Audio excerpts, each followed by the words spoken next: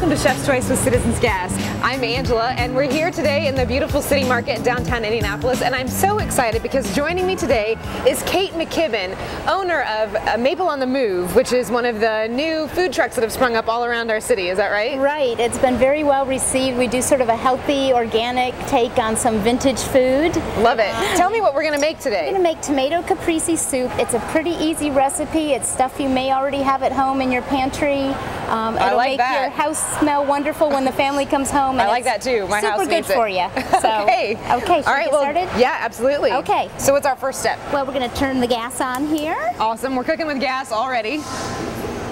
And you're going to throw in a little butter? A little bit of butter, not too much, but it just adds a nice richness. So I got to tell you, any recipe that starts with butter is already a hit with me. You know, my whole thing with Mabel is, you know, good real food. We don't do any high fructose corn syrup in anything. All natural ingredients. You'll just feel so much better if you start eating that way. All right, so we've thrown in a little butter and olive oil. A little olive oil, and I didn't measure that, but you want a couple tablespoons. So just kind of enough to cover the bottom of the pan. Cover the bottom there. And then you've got some onion here. I've got some onion we're going to put in. Do you want to start chopping a little carrot for me? I love to chop. Okay, so we're going to add the onion, and we're just going to get this sort of soft.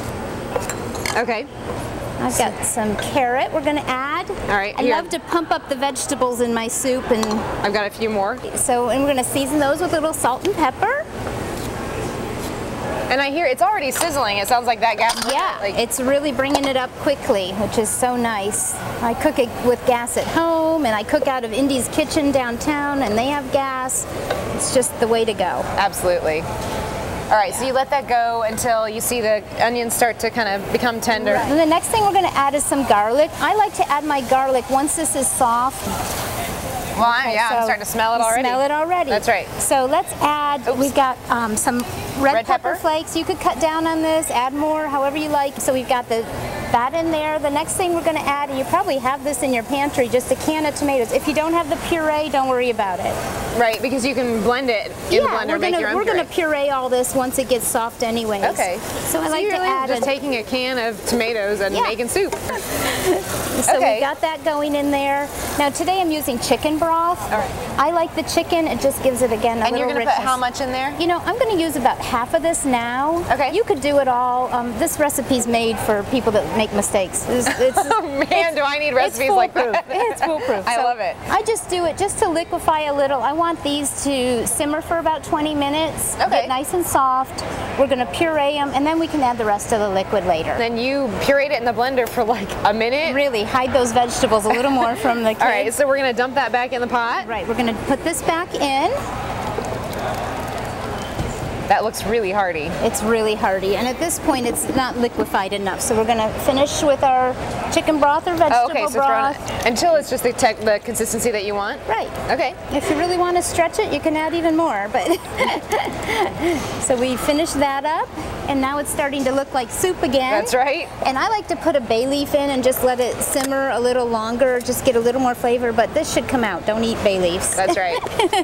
And then a little balsamic vinegar just sort of takes a little of the acidity out of the tomatoes, and it smells incredible. It gives it a nice flavor, and it looks like soup. Right, and so you just let this simmer? Simmer. You could let it go, you know, on low for an hour if you wanted to, until the kids come home and the husband. And if I'm starving and I want to eat it in 15 minutes? You can eat it in 15 minutes. Okay. All good. All right, so we've poured this delicious smelling soup into this little cup, and you're going to add the finishing touches? We're just going to kick it up a little bit again with a little bit. These are pearls of fresh mozzarella, as many as you like. A little chiffonade of basil, and then some really good quality olive oil drizzled over the top. That looks gorgeous.